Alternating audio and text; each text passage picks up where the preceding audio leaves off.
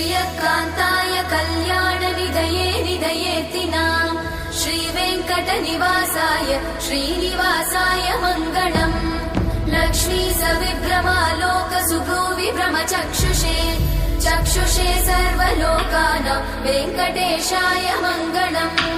श्रीवेङ्कटाद्रिशृङ्गाग्रमङ्गलाभरणाङ्गये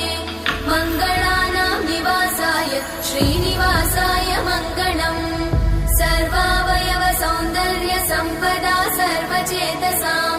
सदा सम्मोहनायास्तु वेङ्कटेशाय मङ्गलम् नित्याय निरवध्याय सत्यानन्दचिदात्मने सर्वान्तरात्मने श्रीमद् वेङ्कटेशाय मङ्गलम्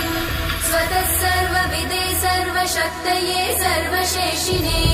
सुलभाय सुशीलाय वेङ्कटेशाय मङ्गलम्।